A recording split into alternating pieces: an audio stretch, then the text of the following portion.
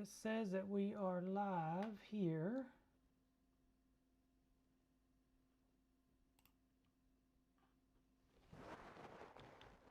Huh?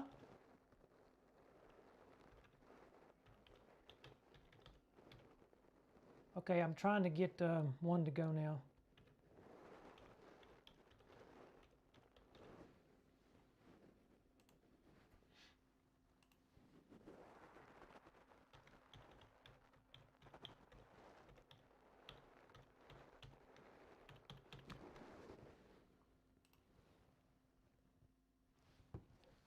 It's wanting me to sign in. Gotta love that two-step verification.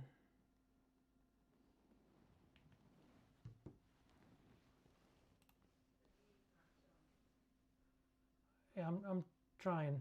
Yeah, the V is not working. Yeah, I'm trying to get it going now. All right, so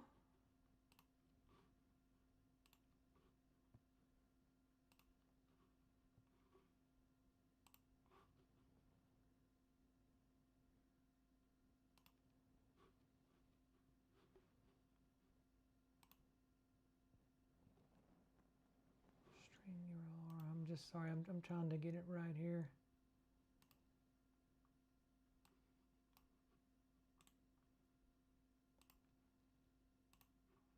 Oh, I know what I did wrong.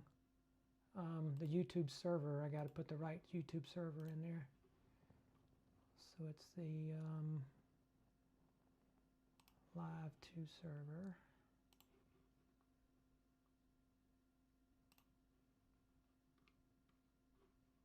Well, just 1 second. Hopefully I'll get this right.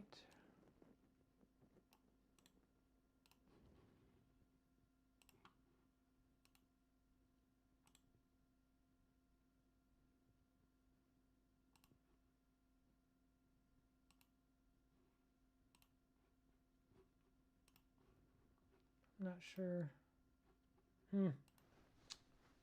Yeah, I don't know. I know that, well, I can't tell if anybody's in here or not, but I think we are streaming. Okay, good. Good. That is kind of strange. It says to copy this and paste it, and I'm copying and pasting it, and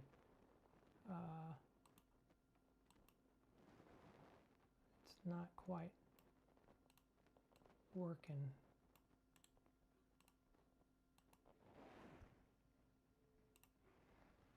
I don't know why.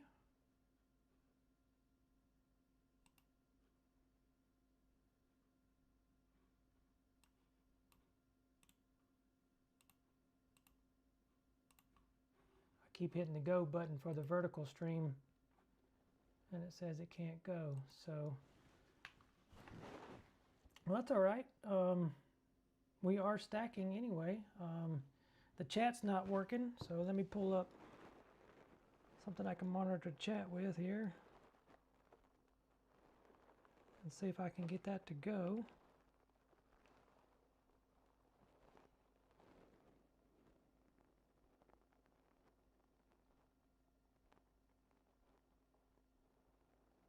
It's really strange. They both say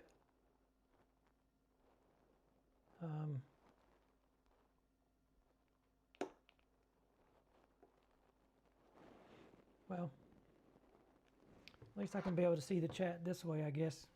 Oh, all right. That works. Hello, baby. I'm glad you're here. We are, just bear with me here. I'm trying to get the vertical stream going as well. But right now, we're currently looking at the Bode's Galaxy and the Cigar Galaxy as well. We're doing a live stacking using the ASIAIR and the OCAL H2 telescope, and we're using the IDAS NBZ2 filter, which is an HA and O3. It's a dual narrowband filter. Excuse me. So while I'll get this going, we've got 4 stacked images. We're doing 2 minutes per image. So looking pretty good, and the guiding's just a little over an arc second, so it's not too bad. We've got a lot of smoke going on right now, so there's not a whole lot of good seeing conditions at the moment, but right now this stacking is going pretty good. And this is the Cigar Nebula right now. So, but while I'm doing this, I'm going to constantly try to get the vertical live stream key going. So just bear with me here. And I'm not sure why that it just won't go. Let's see here.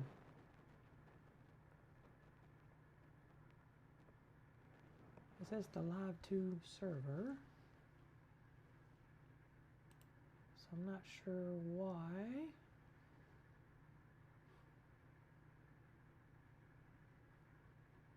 But at least it's working. For the moment, it's working. Whoa, where'd that go? Well, that's strange.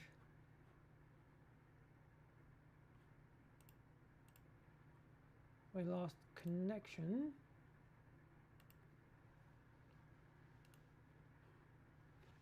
Let's make sure we're still connected here.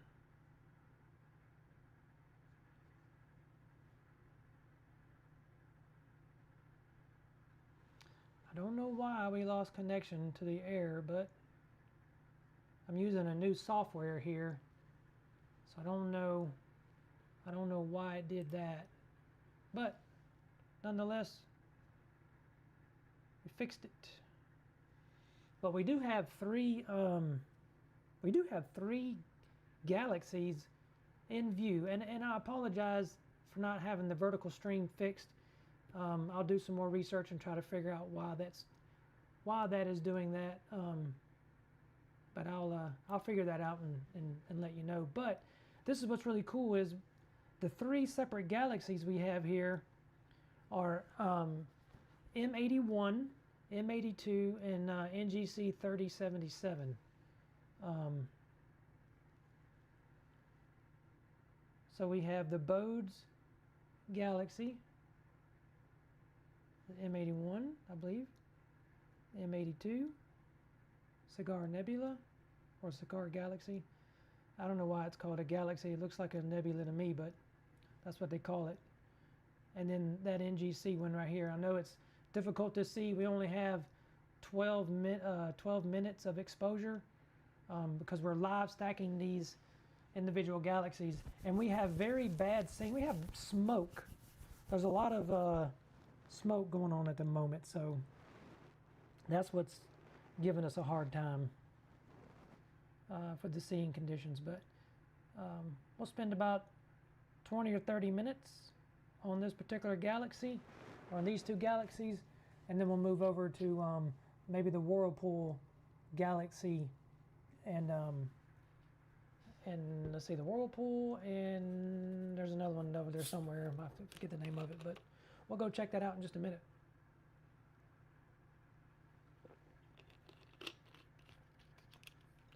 Even got a little satellite trail going through there now. You can see that right there going, splitting between the two galaxies. You see the little satellite trail going through there. That's pretty cool. So we are looking at galaxies live stacking with the ASIAIR, and we're using the OCAL H2 telescope. It's a very fast f2.72 Newtonian telescope, and it looks like the one that was in the thumbnail. The reason you're seeing a lot of reddish looking color right now on this galaxy is because this particular filter is a dual narrowband. So we're looking at oxygen and hydrogen alpha, and that's really prevalent in this galaxy and in this galaxy here. That's why you kind of got that reddish tint to it. I can't really do much about that, but right now we only have 7 images stacked, and what that will do is every 2 minutes it's going to take an image, and then stack the other one on top of each other, on top of each other, on top of each other. And if you look at the right hand corner up here, we've got 7 stacked images, and we're doing 120 seconds each. And what that'll do for us is, over time, that'll give us a really, really cool looking image. And that's what we got going on right now. So we have the big Galaxy M81, there's M82, and NGC 3077. That's what we're kind of looking at right this moment.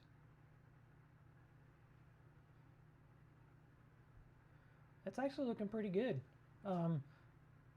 This scope is not collimated. I just basically took it out of the shop, threw the stuff on it, and quickly did some sky flats and some bias and some darks for the live stacking, and away we went. So that's why we're out doing it right now. But it's actually looking pretty good. This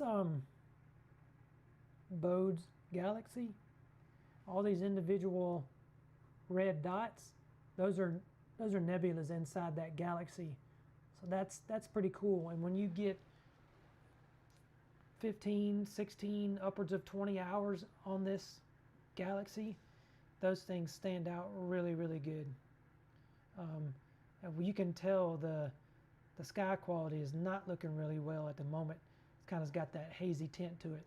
But overall, it's doing pretty good in comparison to what we have outside as far as sky quality. Well, we have 16 minutes of data, which is not bad at all. And while we're letting that stack, I'm going to try to do this, try to get this vertical stream going one more time here. Let's see here. Obviously, I'm just doing something wrong here. It says it's incorrect stream key, so I just have to copy and paste the right stream key. You're using multi-stream, must control vertical stream outputs. Okay, gotcha. So I got to use the multi-stream key over here. The main canvas, vertical stream.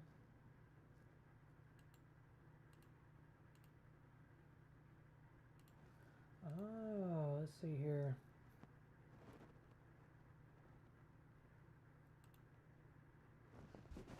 I got to pick one of these servers here. Let's try that. One of them will have to work. That's for sure. One of these stream keys will have to work. I know what I can do. Let's see if I can't make it go live from the actual page. So let me go in here and select this particular live stream and start it from here. Maybe that's the problem.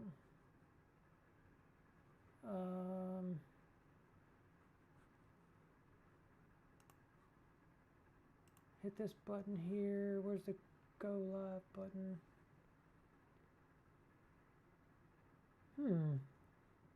It is kind of strange. I've never done this before, so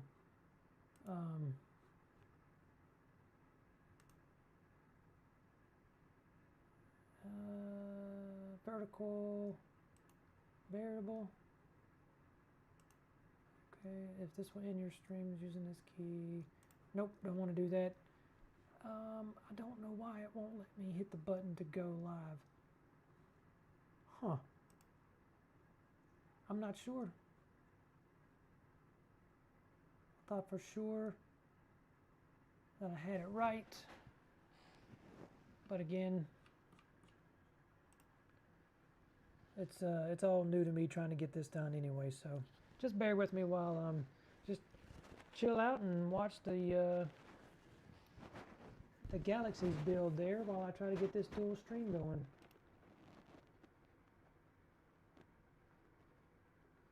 It's like it won't let me do more than one for some reason. We can manage these streams.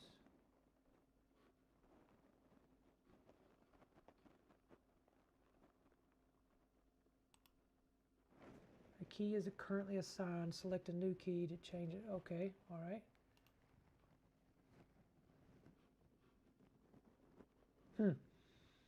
It's, I don't know. It's just one of those things, I guess. One of these days I'll figure out how to get that extra key going, but until then, we'll just keep chugging on here. We've got 18 minutes of data stacked up on this galaxy. It's looking pretty good. Not too bad. There's 20 minutes now that just came through. 20 minutes on that galaxy. Let's see if that's right. Yep, that's about right. Let's see here. Those spiral arms are starting to come out pretty good. I wish the flats would have been a little bit better. It would have made this image look a lot better. But again, the sky flats were the first time doing that. And let's see here. But this cigar galaxy is not looking too bad. And this this satellite trail will be averaged out over the course of the next 5 or 6 times that this thing is stacked. So if you stack about 2, 3, or 5 more, that satellite trail will eventually go away. But it seems to be working pretty good. And again, if you're gonna live stack with the ASIAIR, make sure that you first complete a normal image session, so you can get proper flats. And all I did was I took this thing out of the shop, and I forgot, if you're going to live stack, you got to have all that. So I just literally about 30 minutes ago, maybe 40 minutes ago, I had it outside and I did sky flats with it for the first time, and then threw the end cap on it and took some darks and some biases. So it's the best I could get in that short period of time, but it's working pretty well considering what we started off with. We got to stay on this galaxy for just a few more minutes to allow the rest of the Big Dipper to come above the big tree over here that I have. And then once that's done, we'll be able to move to another section of the sky and look more at some other stuff in there. But welcome in for those who are just coming in. We're doing some live stacking of some galaxies. We got the Bodes galaxy. We got, which is currently on right now. This is the Bodes galaxy, what you're seeing here. Here is the Cigar galaxy / nebula. And this is NGC, I can't really tell, that's NGC 3077. We're using the OCAL H2 telescope at the moment. It is a Imogen Newtonian. It's a fast telescope. It's a focal ratio of f2.72. And we're also using the IDAS MBZ2 Nebula Booster Filter. And it's a dual narrowband filter. So it has HA and O3 in it. And that's why you're seeing these galaxies with all that red, because it's pulling out the HA predominantly in that galaxy, along with some of the oxygen in there. So that's why it's looking pretty good like that. Let me Google this thing here real quick, and I will tell you some information. Normally I have my other iPad up, but my iPad is trying something different, using this mirroring app that mirrors my iPad to the desktop. So normally I use that, but I can't use it at the moment because that's what I'm doing, using that to get the data over there. So let me Google this thing here and I'll give you some information on it. Let's see here. This is M81. It's Bode's Galaxy. It's 12 million light years from Earth. So I think we're doing pretty well seeing something. We're time traveling at the moment. You know, we're going back in time here. 12 million light years. And we've stacked 12 images of 2 minutes each on top of each other to put together this image, which is 12 million light years away. So that's pretty cool. That's pretty cool to see something like that 12 million light years away. Can't really beat that. There's that satellite trail. It's slowly but surely going away. And as soon as the sky rotates a little bit more, what we'll do is we'll just kind of drift on over this way. And there's a group of galaxies over here. This is it M101, which is here. We'll take a look at that. And then directly on the other side of the Big Dipper over here is M51. This is a Whirlpool galaxy. It's a pretty cool looking galaxy. Well, we need just a little bit more time before we can look. This being the Big Dipper here. Alkaid, Mizar, Aloth. Of course, I can't pronounce any of these. Theta, Meark, and Dubai or Dubi. But that's the Big Dipper there. And currently, we're looking at where this blue square is where the camera is trained and the scope is aligned and tracking at the moment. This red square is where we want to go look, so we can train this wherever we want to. And this green line is the meridian. So when the telescope is tracking and it's looking this way, it's angled to the right and it's drifting to the left, but it's still angled to the right as it goes. Once it hits that green line, it'll flop all the way over and it'll do a meridian flip. It'll have to recalibrate and then continue tracking.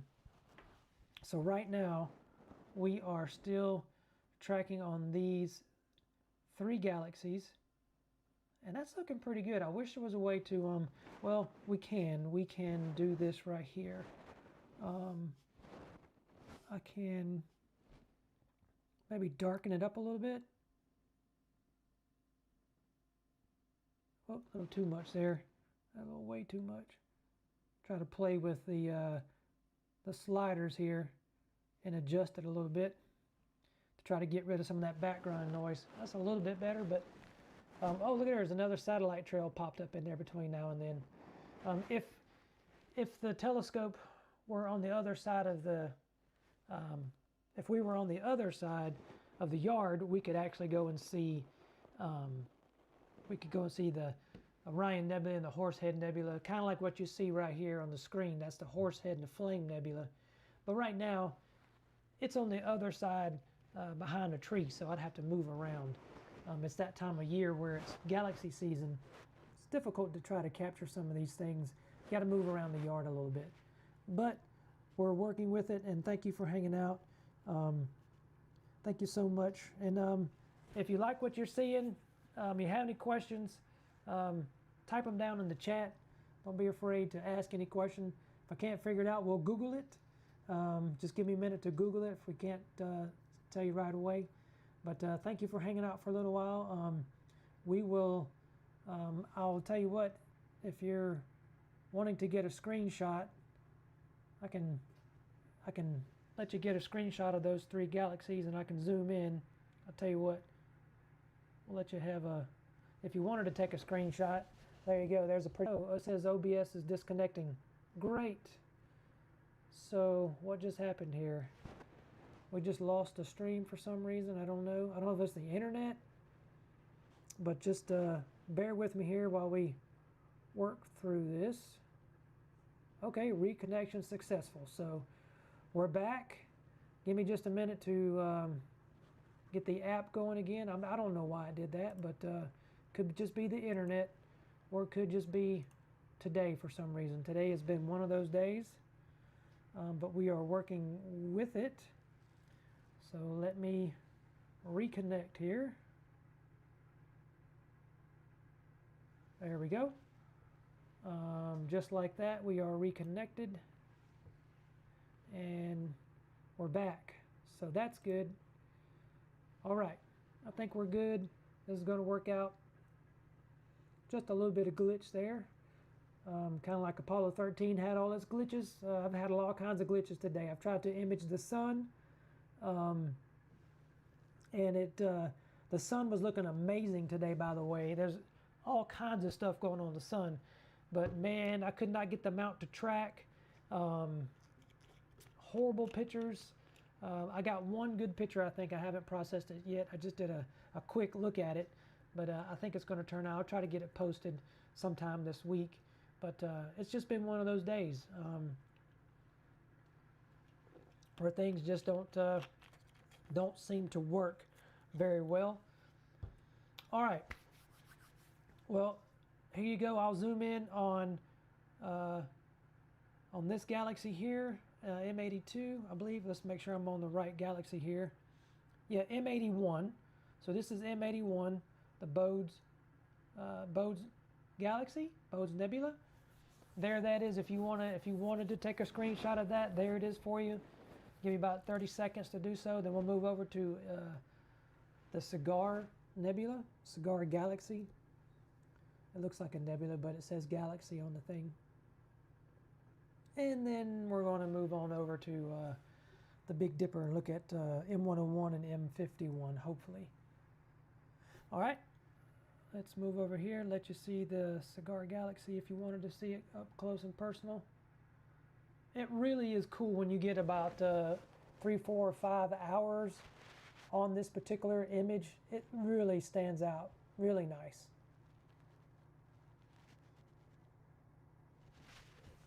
But welcome in, everyone. We're just doing some live stacking of galaxies here. We're getting ready to switch over to another part of the sky. So here we go. Let's see if we can get this thing to mosey on over. I don't know if it's up in the sky high enough, but we're going to try it. We're going to go over here. Let's see, which one is higher in the sky? It looks like this one is highest in the sky, M51. So we're selecting M51, and then I'm going to zoom out. So what you'll see is in just a minute, over here on the left part of the screen, you'll see the blue, oh, I forgot, it's exposing. Yep, sorry. So we've got to stop the live stack. ASIAIR is pretty smart. It won't let you do a couple things like that. So what we want to do is we want to now move over to M51.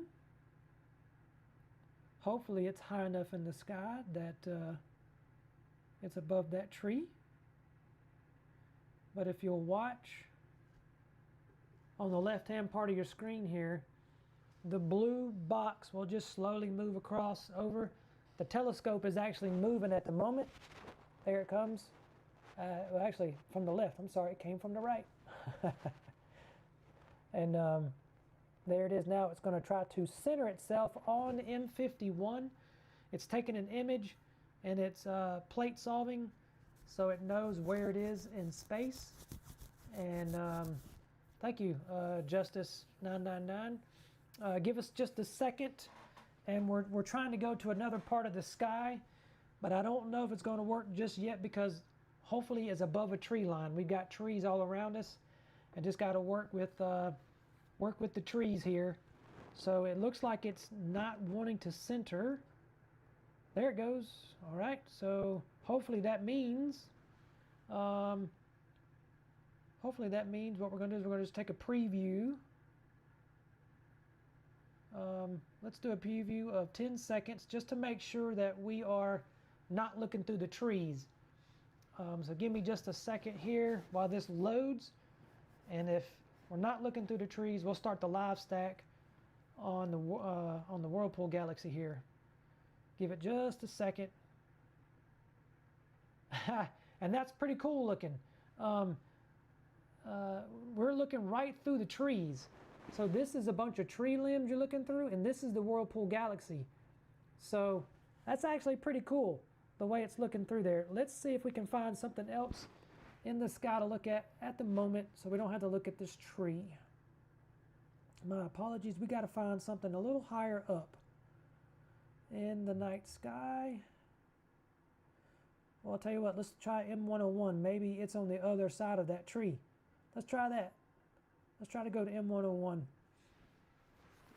Sorry, y'all. The struggle is real. All right, so it's now trying to capture itself. And we can go in between what we were looking at and the other side of the meridian. We can go over the house and look at a nebula over there, but if we go over there, it's probably going to want to calibrate, and if we have to calibrate, it may take just a second. There goes a satellite running through that image, but give it just a second. We're taking a 10-second image. We're going to see if it's going to be in the trees. I hope not. This time shift has got us pretty bad here. So that's right there in the center. That's the galaxy, and we're looking into the trees. Will be a horrible image. Let's go on the other side of the meridian and pick something up. Something over. Well, you know what? We do have something over here near. I thought we had a galaxy over here.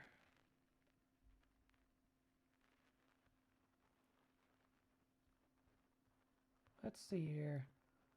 Let's go on the other side of the meridian and let's look at a nebula over here. Let's look at something, maybe the ghost of Cassiopeia. Well, actually, yeah, let's just see. What is this? 281. Was that the Pac-Man Nebula? Let's see if we can see that. Well, it's got to be, we need to be a little higher than that. There's the ghost. Let's see if we can see.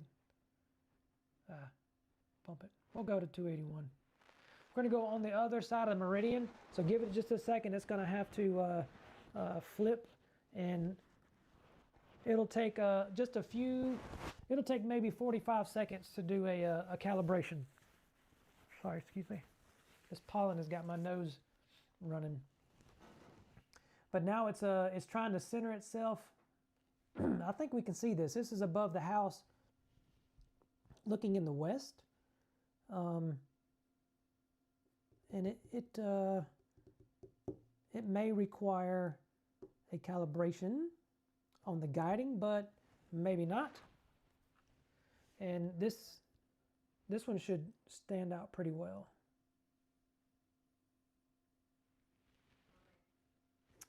Let's see here. Have we already looked at the Andromeda? You know, I don't know if we can see that.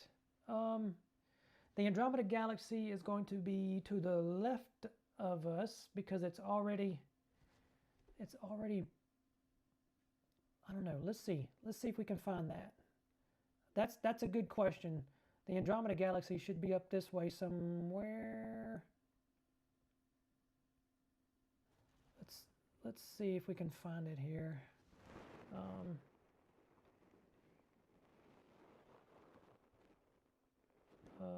Let's see, I gotta remember which one that is. Is that M30?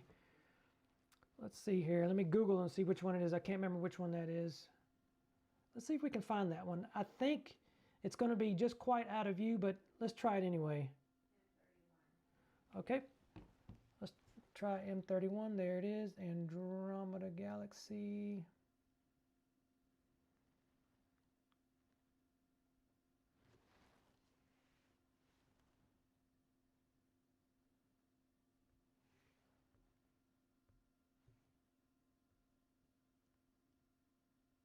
I don't know if it's going to work, but we're going to try it.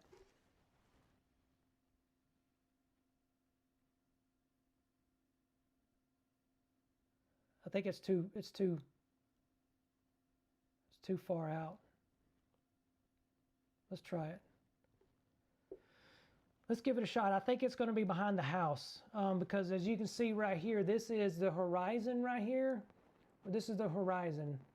And actually, that's too low. Yes, M31 is the Andromeda, so that's actually too low right now. Sorry.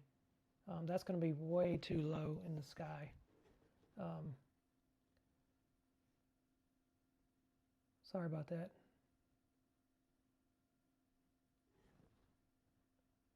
It's a weird time of the year for us here, meaning that it just depends on where. Like we can see the Andromeda a lot better in the, I think in the next couple of months or the previous couple of months. Depends on what side of the meridian it's on and when the time change is. The time change here messes us up pretty good because of where our trees are located. Let's just see if we can see this. If we can, yeah, so there's the Pac-Man right there. I'm sorry about that, won't be able to see. And right now it's calibrating. As you can see right here, we are actually, it's trying to calibrate. It's only going to take just a minute to calibrate. So we'll give it just a second to calibrate. Once it's done calibrating, it'll guide. But while it's doing that, we can at least try to get a better view of the Pac-Man Nebula. My apologies on the Andromeda. Maybe, I don't know. I just don't know. I don't think we can set up in the yard any right now to actually catch that one. It's just that time of year. So sorry about that. This is going to be the Pac-Man Nebula. And once, like even the Triangulum Galaxy is just almost out of reach for us. Oh, that's cool looking. So it's trying to, it looks like little square fighters going through there. It's trying to calibrate. And I knew I shouldn't try to take an image, but I just wanted to try to pull that up. So we have to wait until it's done calibrating, and it's almost done calibrating. So it'll guide. And what it's doing is, okay, so now it's done, so it's guiding. So what we can do now is we can take that 30-second image and then we can start the live stack. And you'll see a really cool, if you haven't seen the Pac-Man before, it is pretty cool looking.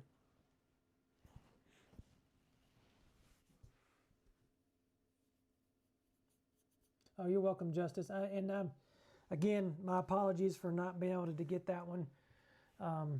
Normally what I used to do a couple years ago is prior to a stream, what I would do is I would go on the Stellarium and I would track where they are and I would just write them down in my notebook and I would just flip here.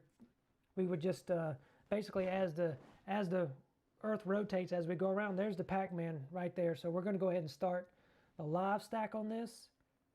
So at least we can see it. All right, here we go. We're going to start the live stack of the Pac-Man.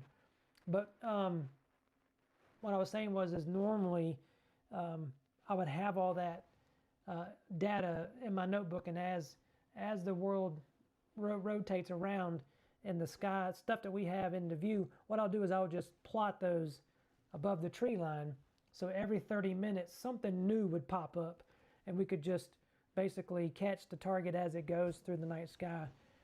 That's the easiest way to live stack the universe as you go, especially in a yard like ours where we have big, tall trees pretty much all the way around us. Yes, thank you, sweetie. It is 9,200 light years away, the Pac-Man Nebula. And give it 2 minutes. Well, actually, the first 2-minute image that comes in, it has nothing to stack on. So what it does is it doesn't look like anything. But then that next 2-minute, hey there, I'm not sure how you, UJJ, Walmart Trap. Sorry if I mispronounced your handle there. Hey, how's it going? Welcome in. We're trying to get the Pac-Man Nebula stacked up. But what it does is the first 2-minute image has nothing to stack on, so it's actually 4 minutes. That first one goes on to the second one, and then it'll give a pretty good indication of what it looks like. So it takes about 4 minutes, and you can set what your stacking limit's going to be, but we can't change it from the 2 minutes because the darks that we're using in here are calibrated at 2 minutes. So it wouldn't live stack unless you had, excuse me, predetermined those individuals one in there. Hey man, your favorite nebula? There's a lot of them out there that I like. My favorite nebula, it's probably going to be, it changes sometimes. I like the Lagoon Nebula, yeah, I'd have to say right now the Lagoon right now, or not the Eagle, the God's Eye, the Helix Nebula. Haven't imaged that a whole lot. How about yours? What is your favorite nebula? But I like the Lagoon Nebula because it's really big and ginormous, and it takes the whole screen depending on your camera that you're using. But there we go. There's a pretty good shot right now of the Pac-Man Nebula. The first image coming through. The first 2-minute image came through, and we are using OCAL's H2 scope. So if you looked at the thumbnail, that's the telescope that we're using. It's their only fast scope that they got. It's their only scope that they got, I believe. But it's a f2.72 hyperbolic Newtonian, and it's a really, really nice telescope. Oh yeah, the Lagoon, it is very cool looking, and you can image that thing in a couple different ways. Whether you do a dual narrowband like what we're using here, this is the IDAS MBZ2 filter. It's got HA and O3 is the filters that it's using looking at. So it really draws out the HA inside this nebula pretty well. We were looking at some galaxies earlier, so go back when the stream is over at some time at your leisure. Look at the stream again and check that out. Welcome in Nevada Desert Skies. What Bortle scale? It's 4. This is a Bortle 4, about 4.5. Just depends on when they have the lights on, all the neighbors, and there's a we're kind of like in a valley here, and there's a little ridge line around us, and around that ridge line that's about 15 miles away, they really have some lights on over there at this factory. The Horsehead Nebula is fascinating. Yes, it is. As a matter of fact, if you see in the stream right here, this is the Horsehead Nebula that was done with the OCAL H2, with this same telescope that we're using. And yeah, it is amazing. I like the Orion Nebula, but I've never been one. I have a patience problem, so you got to be patient when you're imaging the Orion Nebula, because if you want to get the trapezium inside there, you gotta image it at a very small, fast exposure, and to do a lot of them. But I really want to, I really want to get it imaged and get it done with. I don't want to have to take a million, I'm saying a million, 60-second images. But no matter how I do it, it always comes out too over bright and you can't see the trapezium. So one of these days I'll figure that out. Like one of these days I'll figure out how to get the vertical stream and the horizontal stream going at the same time. I haven't mastered that one yet, but I soon will. But this Pac-Man Nebula is looking pretty good right now.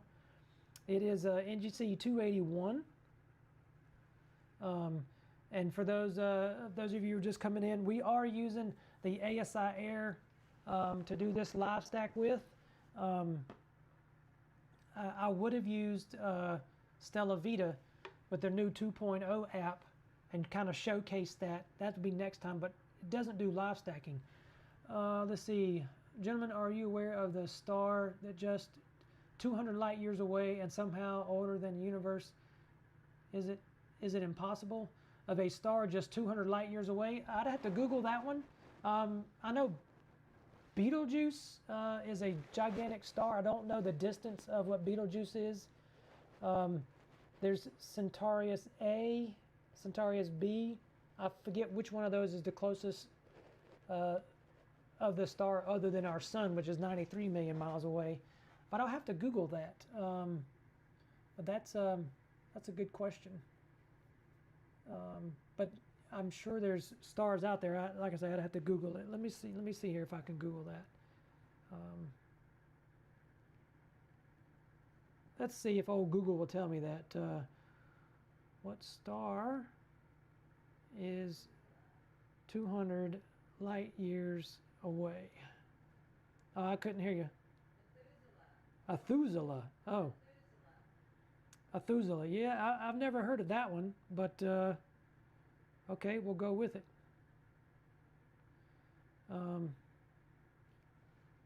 And it didn't pull anything up for me on that one. Oh, it's because I was in images. No wonder. Sorry. Let's see here. But let me give you this real quick. So we are looking at the Pac-Man Nebula. It's in the constellation Cassiopeia, and it's 9,200 light years away. Betelgeuse is 666 light years away. Well, that's a crazy number. I'm asking about an older star, older than the universe. Oh, I don't know. Methuselah. I don't know where it's located. If it was located in the section of sky that we are in, we could go and look at it. I just don't know where that one is located at the moment to go see it.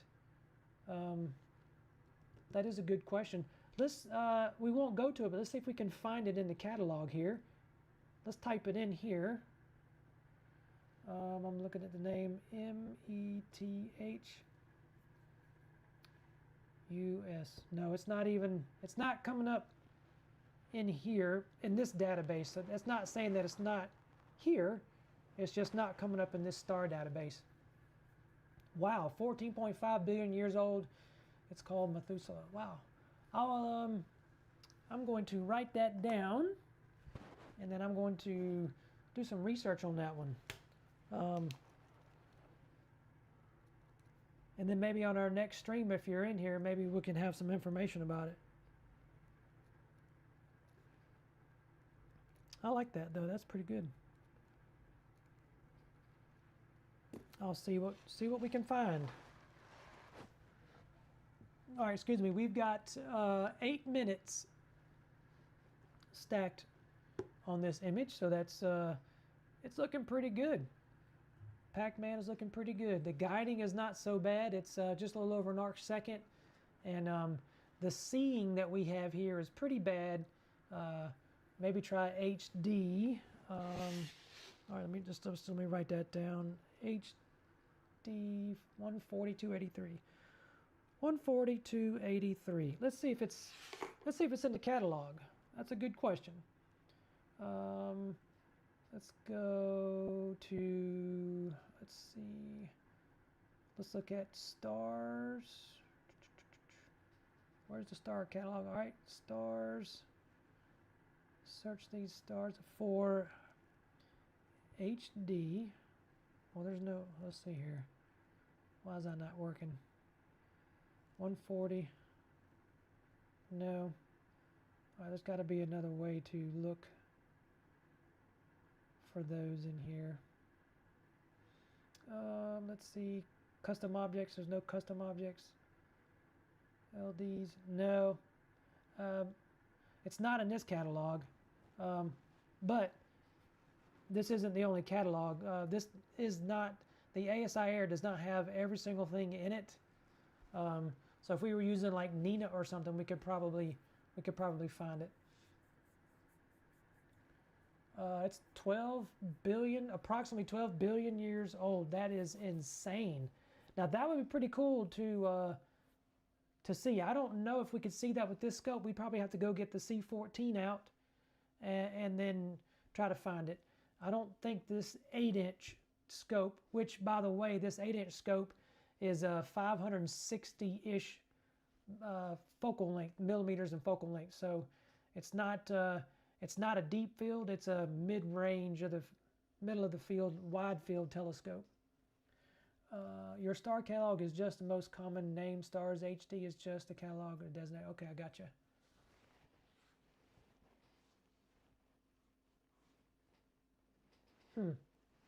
It should have been in there, but I don't really look at the stars that much with this catalog. So maybe if we were to do this, no, HD 140. Yeah, so that's not coming up. But I'm pretty sure if we use Stellarium, we could find it. It's definitely better than your 130 millimeter. Oh, yeah. So, you know, I've got a multitude range of focal length scopes, and I'll tell you, each one, I can't really say is better than the other because each one plays its own purpose. Like the C14, you know, over 3,000 millimeters in focal length, it does a great job at certain things.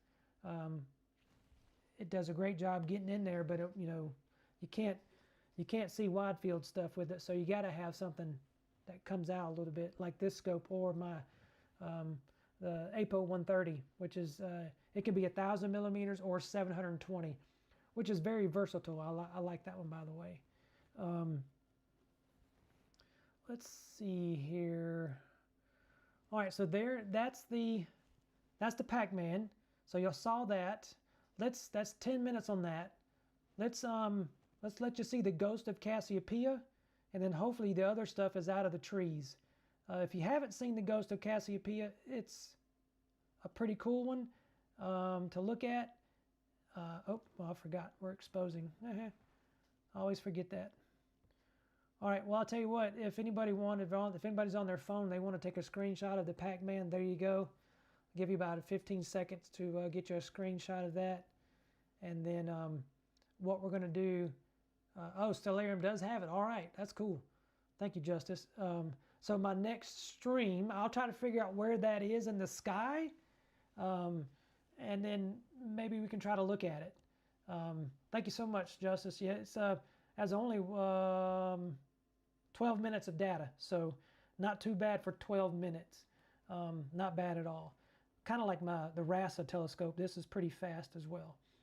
All right, so let's go over to see the ghost of Cassiopeia. We've only got a quarter moon out there, and the moon is not too far away from here, but it shouldn't mess with this at all, so we should be able to see it. This may take just a few more minutes for it to pop in, but hopefully you'll get to see it. If you've never seen the ghost of Cassiopeia, it looks pretty cool. And if this doesn't come out, look at the starwalking.org is up there. That's my website.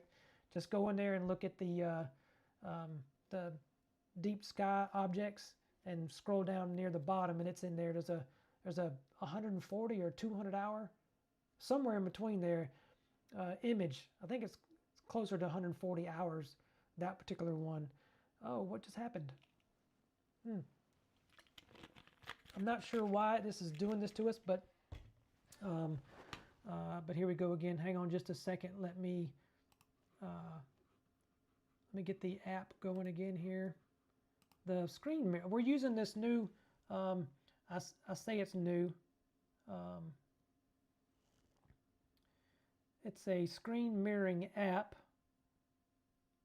and it's new to me, so I'm not sure why it was doing that. Maybe it's because if I don't touch the screen long enough, it goes away, but that's something new, so my apologies there. Did I ever hit the go button? No. All right, here we go. Let's see here. It's trying to slow to the target now. And hopefully this works out pretty well. And also this big star that's here you'll get to see, with this particular telescope, it's got the spider veins in it. So it puts some really cool spikes, star spikes in it. So let's go to a preview here. Let's do a preview of 5 seconds to make sure that we are on the target. Give it 1 second here. And it's the internet is slow. I think that's what's going on. Okay, now it's pumping back up now. Here we go. We have Starlink internet here.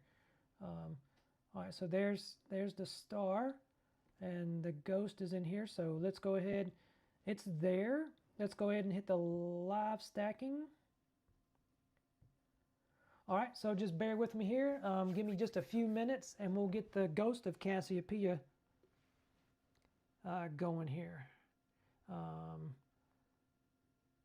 Let's see here. The ghost of Cassiopeia is it's only 550 light years away. It's IC63. It's a pretty cool target when you can see it. Let's see. Methuselah doesn't rise until around 11 p.m. local time right now. Oh, okay. So we'll have to wait for a couple more weeks to a month or so, and then we'll do this. We'll definitely have to keep that in mind, and we'll try to track down this this star and see if we can't live stack that star. I don't know if we'll be able to see it. I have to see what the magnitude of that star is. Once I Google that and find that out, we might be able to track that star down and look at it. I don't know, but that's pretty cool to be able to see. It's in Libra. Okay. Does it tell you, if you're looking at it right now, Nevada Desert Skies, does it tell you what the magnitude of that star is? That might give us a little bit of a that might help us out. But that would be pretty cool to see something so old and so far away. One thing that's really cool, we can't see it right here, and I've been imaging it for the last couple of weeks, and it's been a pain in the butt because I got my C14 on a roller cart, and I drag it out to the front yard, and I drag it to the backyard, and I drag it to the front yard, drag it to the backyard, and I can only catch it at a certain amount of hours right now. But I've been imaging M1, the Crab Nebula, and I have to say it looks pretty good so far. That was the first time seeing that. The Crab Nebula is a supernova remnant. So if you're not familiar with those, that's where a star goes supernova and explodes, and it sheds off all that stuff, and it leaves that stuff. A 7.21. That's a pretty good star there. We should be able to see that.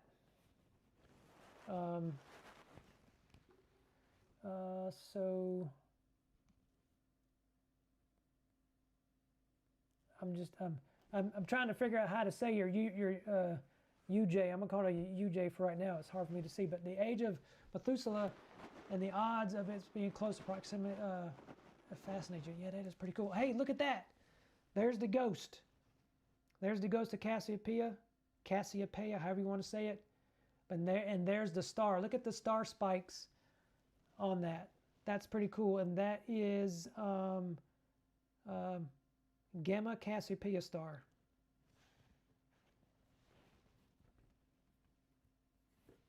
That star is, which one is that? Let's see. Schrader, Calf, Navi's at the top, I believe. No, Sane. So is that Navi? Calf Navi? I can't remember the name of that star. That's right there in the. But that's pretty cool. That is pretty cool. Oh, I'm saying which one? Cassiopeia. Okay, awesome. So, yeah, it is pretty cool looking. Unfortunately, I have to go, but you subbed. Oh, thank you so much. When is your next stream? Do you have a schedule? I don't have a schedule. Work is going to be pretty relentless this week, and we haven't had any clear skies. But I tell you what, I will put a either a short out, or I'll put some type of information out, or I'll schedule the stream. So if you hit the little bell to get alerted and look in the lives for upcoming schedules, I'll go ahead and put those out there so that way you'll know. But thank you so much. That's awesome. Thank you so much, Justice 999 for subbing, and thank you for being here and hanging out. Thank you so much. I really appreciate it. Thank you. Thank you, thank you, thank you. Much appreciated. But this one here is slowly starting to come in, and it looks like a ghost. That's pretty cool. And it's red right now because we're pulling out the hydrogen alpha mostly right now. But what's cool is the way this star is looking. That star is looking pretty awesome. Look at that. Those spikes are insane. Got some really big star spikes there. Some really big star spikes. But that's only 4 minutes of data. Oh yeah, by its horrifying look. So what's really cool is if you've got a second, scroll over to starwalking.org. I think it's the first picture that's out there in the deep sky category under the images. It's my newest version, the Boogeyman. I just put that one in there. The Boogeyman Nebula is in the Barnard Loop, and it's right next to Orion Nebula, and it looks like a boogeyman coming out of the shadows. It's pretty cool looking.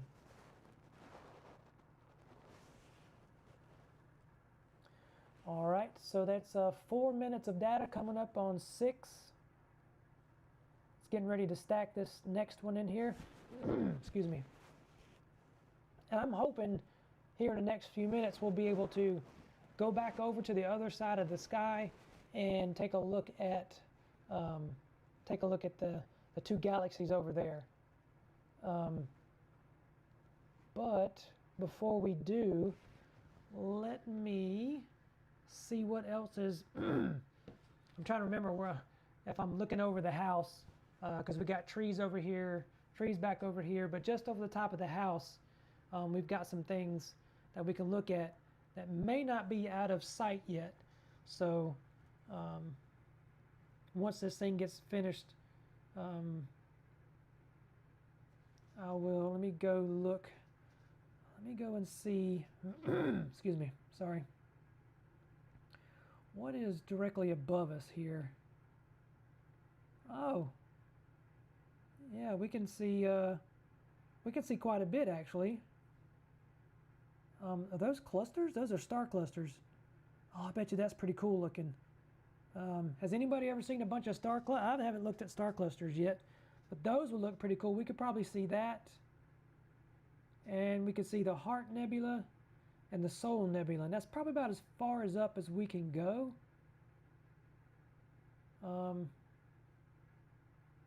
then that's going to be out of reach. Everything else would be out of reach. But that is pretty cool to actually see the... But you know what would be really neat? Is that we'll go to the Heart of the Heart Nebula. If you haven't seen that up close, excuse me, I bet you that's going to look really cool with this scope. And that picture's actually in there as well, the Heart of the Heart as well.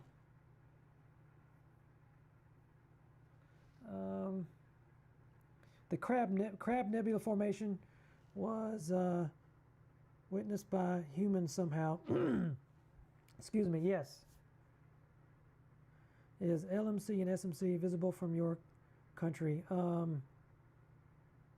The lower, is that the lower Magellanic Cloud and the southern cloud?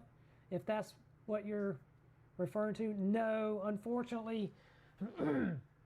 Excuse me. I think if I were to take out all of my trees to the south, directly to the south, and then position a telescope on the roof, I could probably get the lower cloud.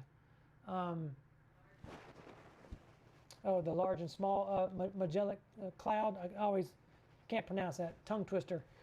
I think the trees are in the way, but it is visible from us, and you can actually go down to Florida, where there's at the beach and there's nothing in front of you. You can see that. The only issue is that when it's so low to the horizon, you're looking through a bunch of atmosphere, more atmosphere than what you're looking through straight up. So your image may not be very, very nice. Even if you are able to see it, it may not be very nice. But there's the ghost of Cassiopeia right there. And I'll tell you what, let's move over to one more item over on this side. We're on the western side of the meridian. Let's look at one more image before we go over to the other side, because I think we're above the tree line over there now. Let's go ahead and stop this one. Let's go. What is this right here? I don't know what that is. I've never looked at that NGC one. I don't know if that's. Oh, here's the shrimp. Here's the cosmic shrimp, y'all. This is a the cosmic shrimp is it's a I believe it's a supernova remnant, I think, if I'm not mistaken. That's a pretty cool little, it's a small target though. Let's see here. Let's look at the Heart of Heart. Excuse me, this is the Heart Nebula. And let's zoom in right on the heart. I think we'll be able to get this. We'll look at this for about 8 to 10 minutes. And then we'll move back over on the other side. We'll go east and check out M51 and M101. The Whirlpool Galaxy and I forget the name of the other one. But those are two pretty cool galaxies. We are in South Carolina. We're probably, we're in the center of South Carolina. It's not called Central South Carolina. Central South Carolina is up north. But we're probably 35, 40 miles east, maybe 45 miles east of Columbia.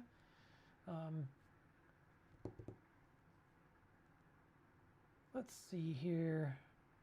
Is it going to solve? And it did. All right. So we are centered up on the Heart Nebula. And I'm going to go ahead and start the live stack because no need in waiting around. We want to restart. Yep.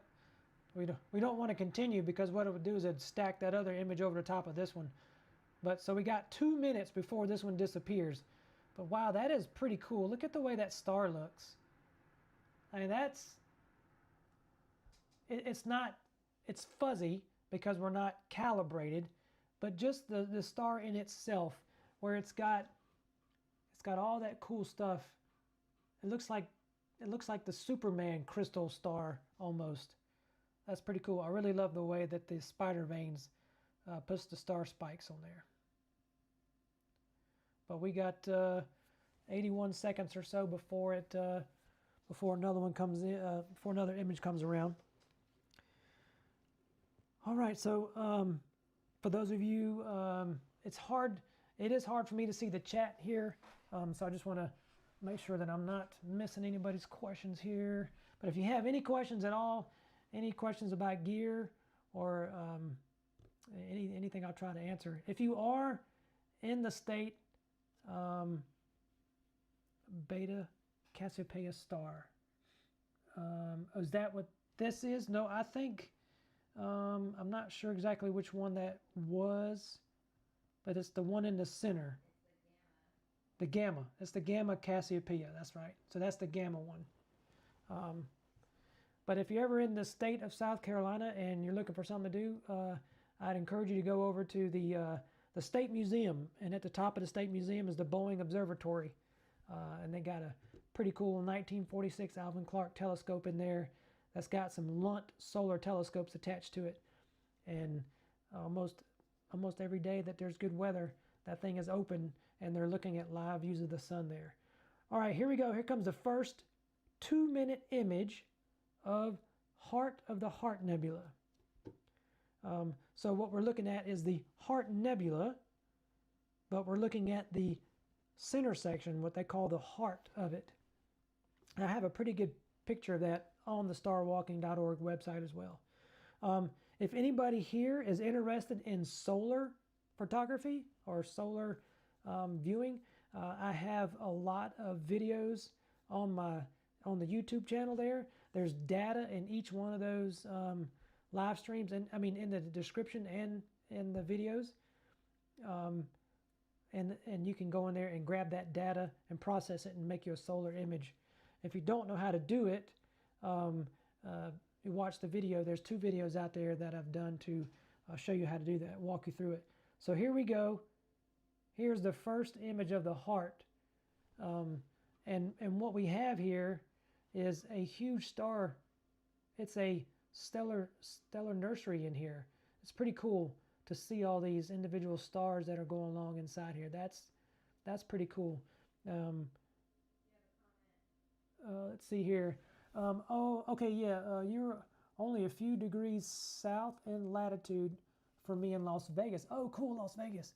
Yeah, no chance you can see the LMC from home, even though the roof and the clear hose are right. Yeah, yeah. I know that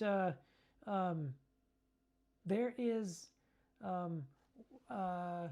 here in the next few weeks, the Milky Way is going to be coming by at a time where I'll be able to catch everything, and there's 1 or 2 nebulas in there that I can get, but I can't get below those, and I can't remember what the name of it was, but I don't know exactly where the large and the small cloud is, but it must be lower than those particular ones that I'm able to get.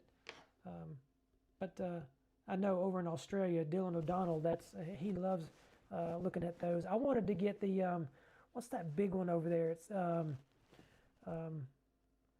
think it starts with a V. No, it's there's a huge nebula over there, right in the center of the Milky Way there, in the southern, in the arm, and when it's pointing south is when I can see it. I forget the name of it, but it's a huge one. Oh man, look at that! That's starting to look pretty cool right there. So we'll get a couple more minutes on this, but look at the way that's turning out pretty awesome right there.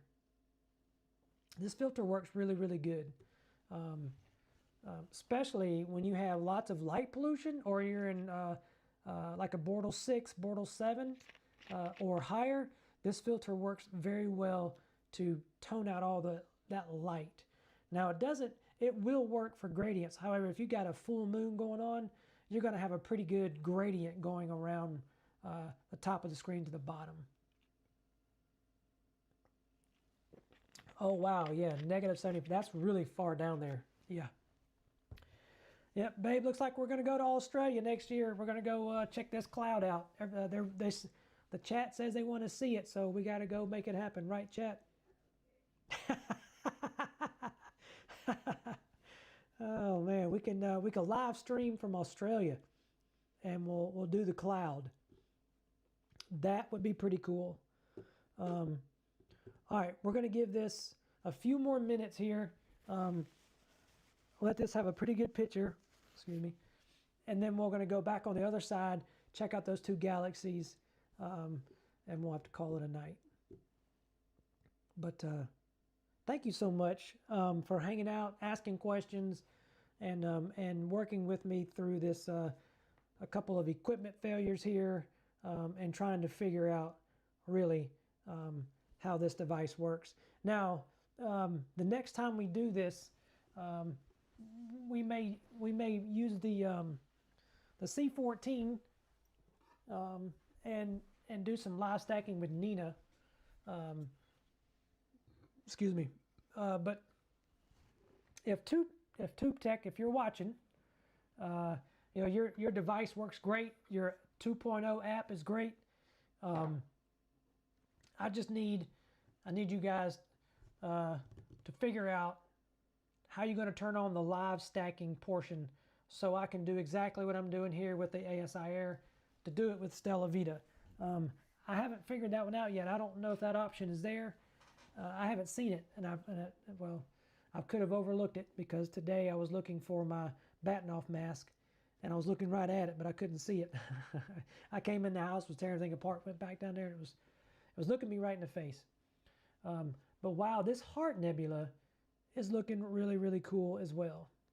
So let's see here. If you didn't know, at the very top of the tip of the Heart Nebula up here, so the Heart Nebula stops around this area right here. As you can see, it's a heart. But what's down here is actually the Fish Head Nebula. It's pretty cool. It just looks like it's all one piece, but it actually is two nebulas. But the heart of the Heart Nebula is looking pretty good. And it's only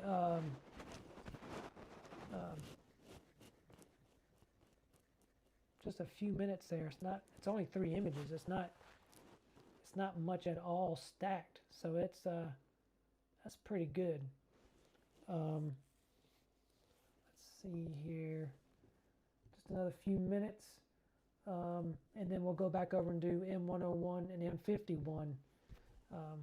Those two galaxies are really cool. Let's go to the Whirlpool Galaxy first. I really like the way that one turns out.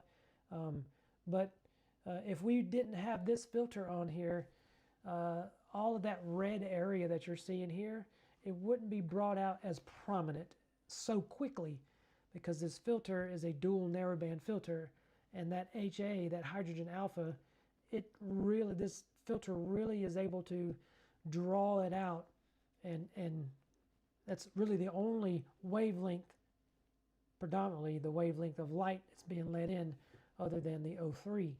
So it's really drawing that in there. If we had a filter wheel on this thing, then we could hit the button and change it over to like a luminance filter or just a no filter at all, and actually get the actual look of it, which would be pretty cool. But I don't have one of those yet. That'll be one of the next toys maybe. But just a few more minutes, and we'll switch over to the M101 and M51.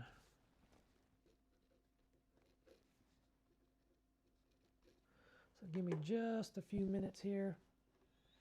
We'll get at least a couple minutes here, and we'll make a switch. But all great questions. Thank you so much for everyone hanging around in the chat asking the questions. And for those of you who are watching this on a replay, thank you very much. Thanks for taking a look at it, and leave comments and any suggestions on what you'd like to see in the future. We have a couple of stars to look at, and we're going to try to figure out a way to look at this large and small cloud. We may have to phone a friend and see if we can't get some data from around the world, and see if we can't get someone to image it for us and then send us the data, and then we'll process it on the channel so we can see it, because I've never seen it up close. Up close meaning I've never seen it stacked or via live stream. So all right, that's 10 minutes. We're going to get one more image in there. So I mean, that's really incredible. For 10 minutes this telescope is able to produce that picture. And if we were to save that image on the screen, that's a pretty good image. It's not calibrated very well. However, you know, I was in great haste trying to get it done, but got it done. But you could actually, you know, put that as a screensaver. That's a pretty decent image. Slower scopes, like an f7 and definitely f10 or above, you wouldn't have that type of detail in 10 minutes. You could get way better detail with 5-minute images if you had an F10 or an F11, but you'd be zoomed into something like that, which would be really cool. But then the detail that you would get out of that would be insane. That would be really cool to see that kind of detail. But we'll let one more of these come through. It's getting ready to come through now. And let's see here. It's getting ready to stack and process. And then we'll let it load. Or it already did. Sorry, I must have missed it. I was looking at something else. Yeah, that's pretty nice. I mean, we're talking about 12 minutes of data. 12 minutes of data, and you've got a pretty good looking heart of the Heart Nebula. Oh, there when it just came in. Okay. Well, that is something else. So if you anybody's here wanted to take a screenshot, I'll give you just a second to do that. If not, we are going to go over to M101 and M51 and do at least 10 minutes on each and then wrap it up. All right, so there's the Heart Nebula in the stellar nursery. That's pretty cool. All right, so we're going to stop the exposures and we're going to go back across the meridian, find the Big Dipper,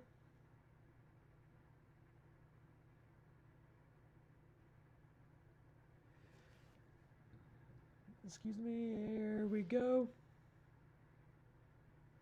Well, I passed it. Get lost in the sauce here. There we go. Let's do, well, M101 is really cool. You know, it's got that supernova in it. But M51 looks really cool. So let's do M51 first. All right. Let's hit the go button. It's going to take a minute to slew over there, and then it's going to calibrate one more time. So while it is moving over, well, actually, I'm going to let it move over and lock on, and then once it plate solves and locks on to the target, give me just a minute, and I'll switch screens, and we'll go back to, at least you can see the Heart Nebula one last time, because it shouldn't have gone away until we restart stacking. But this is a pretty cool galaxy here, and I can't wait to use the C14 to image a couple of faint distant galaxies here coming up the next couple of weeks, actually a couple of months. All right, there we go. So it is validated. So it's now calibrating. As you can see, it's going to have to take about 2 minutes to recalibrate, because every time you jump the meridian, this thing is going to want to recalibrate. But until it recalibrates, we can still at least look at and talk about the Heart Nebula. So again, there's the heart of the Heart Nebula. Here's some more faint, dusty nebula there. That's pretty cool. And for 12 minutes of data, I mean, that's just outstanding for it to be able to really draw out that much space dust. Is pretty cool. But that's the Heart of the Heart Nebula.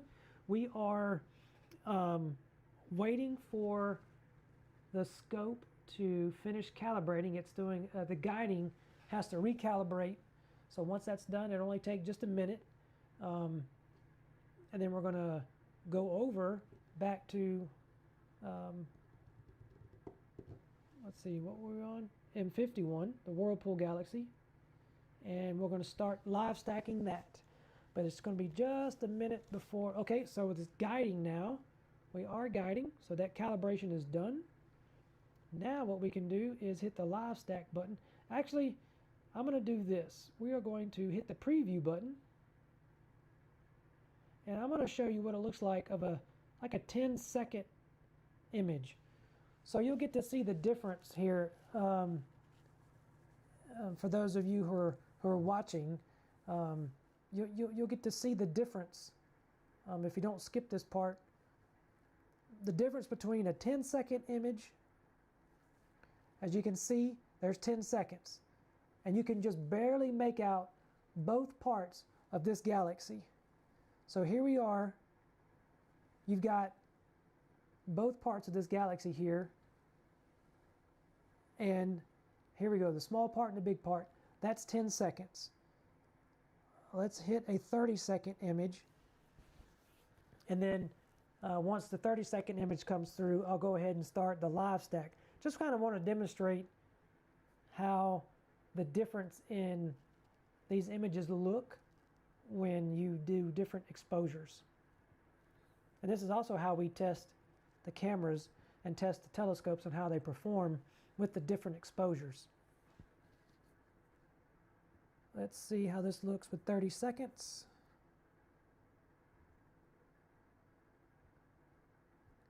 Just another few seconds here is coming up. It's quite a big difference.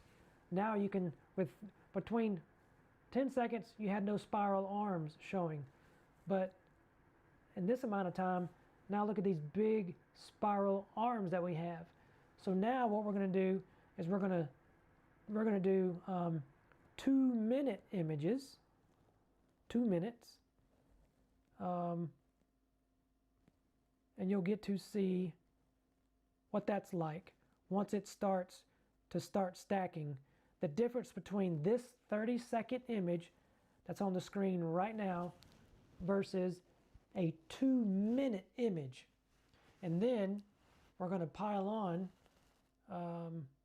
5 images, or maybe 6 images on top of that, and no more than 10, so then we'll have time to go over to the other galaxy. And you'll see the difference in that. It's pretty cool. And imagine doing this for 5 hours, 10 hours. Some people do 30, 40 hours. There's some people out there that's got 200, 400 hours on the Andromeda Galaxy, which is insane, but cool. I wish I had the patience to do all of that. Oh, well, thank you so much for tuning in from India. I didn't realize that's where you were. Thank you so much. Thank you for being here and hanging out. And I'll try to get us some more cool images and targets for next time that you're here. Thank you so much. And if you like what we do here, subscribe, and please enjoy your day. Or if you're on the night shift, have a good evening or a good morning, and we'll see you next time. Thank you so much for hanging out with us. I really appreciate that. That is awesome. We have people around the other side of the world hanging out with us, looking at galaxies and stuff. That is really, really cool. Really, really cool. All right, about another 15 seconds, and the first 2-minute image is going to come up. And this is the Whirlpool Galaxy. Let's see here. We got about 1 more second or so. And it's getting ready to come up. We should see a pretty good spiral arm starting to form, and this second part of the galaxy here, we should start to see a little bit more detail there when it loads. So here it comes now. Just a few more seconds. Wow, that is pretty cool. The difference in 10 seconds, 30 seconds, and then 2 minutes, that is just amazing. And again, the filter that we're using is thank you for subscribing. I really appreciate that. It's not the Andromeda. This is the Whirlpool Galaxy. I will see what we can do to see where the Andromeda Galaxy is. If I can set up in the yard and figure out how to get that for you, I definitely will do that on the next time. But thank you for subscribing. So the next time I will try to do that, but it just depends on where it is in the universe versus the trees. But this is the Whirlpool Galaxy, and that filter that we're using is able to pull out the individual nebulas inside of that spiral arm. But that in itself is pretty cool, because like when we were talking about the Pac-Man Nebula, the Ghost of Cassiopeia, the Crab Nebula, the Lagoon Nebula, all those different nebulas that we were talking about, those are inside of our Milky Way. And here we are looking outside into another galaxy, but we're looking into their spiral arms and seeing the individual nebulas inside of their galaxy. Kind of like interstellar travel, where we're looking into our neighbor's backyard. That's pretty cool. So here comes another image here in just a minute. And I think maybe next time I do this, I will plan a little bit better, and I'll use the big camera. Wow, that's just amazing. Look at how much more detail we have in that galaxy. That is really, really starting to come to life. Look at the galaxy amongst all those stars. It's just really, really, really just popping. But what I'll do is I'll plan ahead, and I'll get the calibration frames correct. So that way the background that you see here is a little bit better. It's tidied up, and it takes out some of that background noise that we got going on. And it'll make the image look a whole lot better when we live stack it. So I'll do that for the next time. Let's see here. We've got 4 minutes on this image. Let me see here. We're looking at M51 here. And next time I'll have my second screen pulled up so I can have some data pulled up for you. Let's see here, the Whirlpool Galaxy. Wow. This thing is 25 to 30 million light years away. We're not talking about thousands of light years away. We're talking about millions of light years away. So that's really cool. We're traveling back in time, and we're seeing something that far away with that much clarity. Let's see here. It's got a couple of galaxies. NGC 5195. It's got such a gravitational pull on it that it creates the spiral structure, and it triggers a star formation, making it a key object for studying galactic interactions and star birth. So there's actually stars forming inside this galaxy. And this is a grand spiral galaxy. That is really, really cool. Pretty neat. All right, we've got 2 images. Another one, no, we got 3 images. We got another one fixing to come in. And here it comes. It's loading up now. You can just barely see at the bottom of the screen. I got it cut off there. You can tell when it starts ready to load, but that loaded the 3rd image in there, so that's looking pretty good. Those nebulas are starting to really pop in there.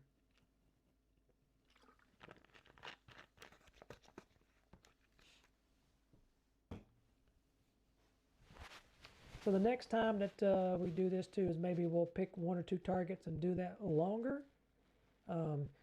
Because if we do 30 minutes or 40 minutes on a target, with this particular telescope, you could actually have some pretty good data for stacking. And what I can do is I can take that data and put it into the description of the live stream. So you will be able to go in, grab that data yourself, copy it. It'll be hosted on my Google Drive, so it's perfectly safe.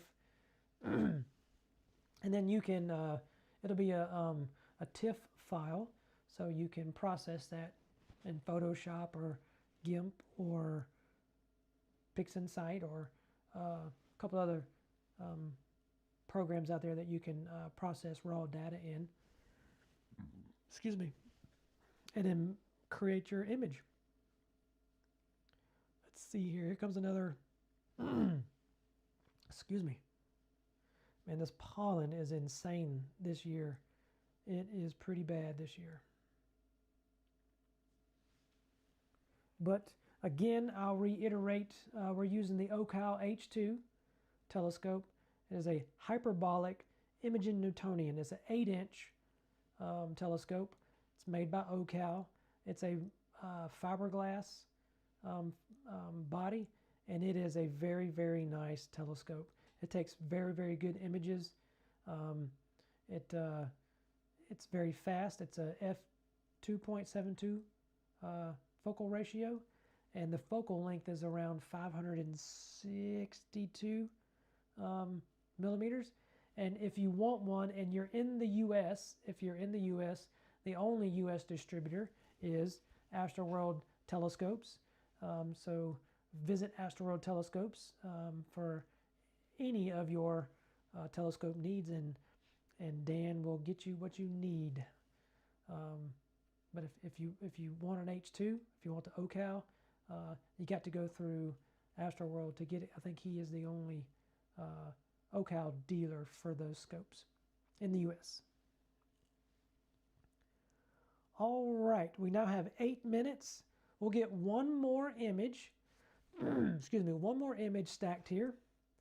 And it looks like I'm looking at some of the stream health here, and just for a second, well, now it's going up and down. So I'm hoping that we're not skipping or dropping. It's not jittery. I hope hopefully the stream is strong, and it's not doing that for you. But I'm looking at the little data here on my board, and it goes green and goes yellow, goes green, goes yellow. But that very well could be on my end with Starlink. Solar activity has been all over the place, and I don't doubt that there could be some issues with that messing with it. But wow, look at that. That galaxy is pretty daggum cool for being 20 to 30 million light years away. That is pretty cool. Pretty neat. So we're going to get one more image in, maybe two, and then we'll move over to M101, because we are looking at M51. And then what we'll do is we'll just scoot on the other side of the Big Dipper here, because you can see the arm of the Big Dipper. There's the Big Dipper right there on the screen. You got Alkaid, Mizar, Aloth, Feta or Feka, Miark, and Dubai.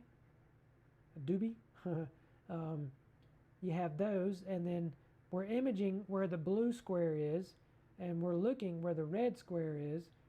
So you can see the difference in the two. There's M51, and just on the other side of the screen. So just on the other side of the handle of the Big Dipper, we got some galaxies, and that's kind of what we're going to be looking at here to be the last one.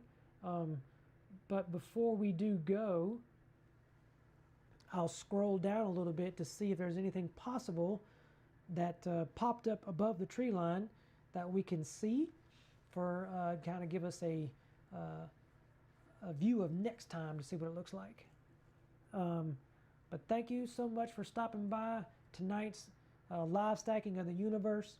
We are using ZWO ASIAIR, just like this. It's a little mini computer. It's an astro computer. Using it to control the telescope and it's controlling what you see on the screen here. This is the view of the ASIAIR. It is simply being a screen mirrored from the iPad into the PC, and it's doing all the live stacking of the Galaxy here for us. It's taking, we got one more image coming in. It's taking 2-minute images and stacking them on each other.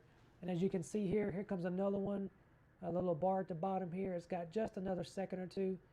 And it adds in more detail. And the more images you can stack on one another, the better signal to noise ratio you're going to have. And that's the name of the game here. We could do longer exposures, like 5-minute exposures, 10-minute exposures, but right now we're not really imaging to image. We're just imaging to just go around and see what's in the universe and to share the universe with everyone who doesn't have the ability to do that. That's what we're doing here tonight. So thank you for hanging out with us. If you would like, here is, if you're on your phone and you want to take a screenshot of the Whirlpool Galaxy that is roughly 20 to 30 million light years away, here's your chance to take a screenshot of that. And then we're going to move over to M51 and do a few minutes on that, and we'll see what's anything south of us that we can see. All right, so there you go. We're going to, and look at that star. That star is looking pretty good. Not as good as the star in the Gamma Cassiopeia, but still, nonetheless, was pretty cool. All right, so we're stopped the live stack. Let's just hop over the panhandle here of the Big Dipper. So there's the panhandle. There's Alcade. And here's M101. And the telescope is now moving. And remember, the red is what we wanted to see. The blue is what we are seeing. That's the actual telescope. So it's going to try to lock on to the target. And once it verifies it, and it looks like it is trying to do that now. If you don't have a good focus, we don't have an electronic focuser on this telescope, but luckily this is a phenomenal telescope, and it holds focus very well, the best that the likes of which you've never seen before. It holds focus. All right, so we are validated. Success there, go to success. All right, so what we're going to do now is it's guiding again. There's our guide star with our guide camera, and it is guiding. Let's bump that up a little bit. That's pretty low, but what we want to do here is we'll probably put that at 1 second or 1.5 seconds. It'll brighten the screen up, brighten the stars up. There we go. All right, so let's go ahead and do, we don't need to do the 10 seconds to 20 seconds. Let's just go ahead and jump right on in to the live stack. So we're going to restart the live stack. So this image right here will be sitting here for the next 2 minutes while we wait on M51. And let me get you some data on that. I do know that 2 years ago, I believe it was, I mean not M51, M101, there was a supernova going on inside of it, and everybody was really raving about it. It's pretty cool to see it.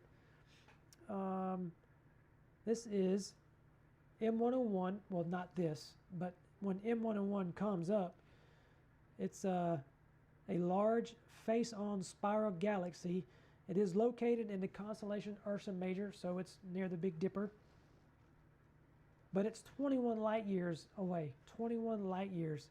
So roughly a little closer than what we just saw here, than what this one is. Just a little closer. Let's see here. Wow. So when the galaxy comes up, when we first see the galaxy, the one that's getting ready to come up, M101. This is M51, but M101, when it comes up, the distance from edge to edge for that galaxy is 170,000 light years across. That's pretty far. I mean, that's a lot of tanks of gas, a lot of trips to Walmart to cover that kind of distance. That's pretty cool. All right, so 21 light years away and over 170,000 light years across when it comes up. And we're talking about this galaxy right here. This is the I believe it's called the Pinwheel Galaxy. I think it's what it is referred to. Yeah, the Pinwheel Galaxy. I always forget their names of these things. But it's coming up here in about a minute. We got about a minute and 10 seconds or so before we switch over galaxies. But I hope everyone has enjoyed their time here tonight. We've had a couple people popping in and around from the United States. We've had a couple people from overseas, one from over in India, so greatly appreciated. That's pretty cool to have people all around the world. Look at that. There we go. It just came up. Check this out. Look at that. Pinwheel Galaxy. There it is, the first 2-minute image. And I think it's the closest spiral arm to us. I'd have to go back and be reassured, but I think that was the supernova, maybe. It was the closest one to the tighter. It's either this one or this one of the two. But I'd have to go back and double check. But wow, that's pretty cool. But yeah, that's pretty cool. It's an honor to have those individuals from all over the world checking out our live stream and hanging out with us. That's cool. Thank you so much. Thank you to each and every one of you. For those of you who stopped by or during the live stream, or the ones who will stop by and view it on the replay. And if you are watching on the replay, please leave comments. Put it down in the chat. And tell us what you want to see. Throw out some objects. We've already got a couple objects to go chase around. Nebula is a star. We're going to see about looking at the southern part of the sky when the Milky Way comes over. We're going to see what exactly is the lowest object in the sky that we can see. And we'll get that on the live stream. So I know that there are some people up north who watch this channel who can barely see the Helix Nebula or barely see some of the lower items inside of, like you've got like the Omega Nebula, then you got the Lagoon Nebula and the Eagle Nebula, and there's some things lower than that, and there's some people who can't see that because they're too far north. But right where we are, we can see some pretty low southern images, depending upon exactly when that Milky Way goes by. Because if you've ever watched a previous live stream in the past, I got all these trees, and I call it a field goal, because in between my hands here is where we're going to be imaging, and as the Milky Way goes by, right in this center, there's no trees. I got trees here, I got trees here, and I got a low horizon here. And I can capture whatever's in between the two trees. And it's about an hour and a half in between that, what's like a field goal there, until we have a professional come out and cut the trees down. But we will get that, going. SV1 from Greece. How's it going? Welcome in. Good morning to you. It is 10:18 here. We are doing a live stack of the Pinwheel Galaxy, and we've just got 2 images in, coming up on the 3rd one. So we're looking at about 6 minutes, of data coming in. Thanks for stopping by. I really appreciate you being here. And especially from Greece, that is pretty cool. It's such a cool place. Lots of history over there. that's a really cool thing. But we are using, we're imaging with the OCAL H2 hyperbolic imaging Newtonian. It's a 560-ish millimeter focal length. It's a focal ratio of f2.72, and it's we're using a 2600 MC Pro camera, and of course the ASIAIR to drive all of it. We're using a EM31 Pro mount from MCAM, which is pretty cool. You're in Andreas. Is that I think you're trying to say is you're in? Is that a part of Greece that you're in? But this this Galaxy is looking really good. This Nebula booster filter that we're using, the IDAS MBZ2, it's a dual narrowband filter, so it pulls out hydrogen alpha and oxygen really well, and it's doing that really well in this Galaxy. And I'm gonna have to go Google here. Oh, awesome! That's so cool. That is so cool. I've been to, and I'll booger the name of this. Thessaloniki area of Greece. I've been there and went to the Aegean Sea once over there in that part. I'd have to look on a map and get the name, but it was in that area. Stopped in there once. Somewhere on this image on the screen, I'll have to Google it, but I think it's here. It's either here where the cursor is, or here where that supernova was. So Chris, no, this is M51, M101. Sorry, I'm getting M101. This is the Pinwheel Galaxy. This is the Pinwheel Galaxy. This is about 6 minutes of data stacked. So we got 3 2-minute images stacked on top of one another. But this is the Triangle Galaxy is not in view at the moment.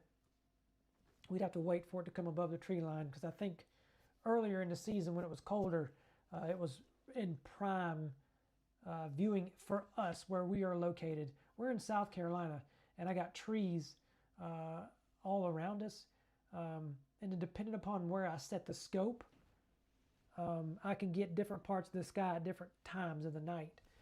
If I put it in the middle, then I can get everything, but then I can get only a few minutes or a few hours on either way.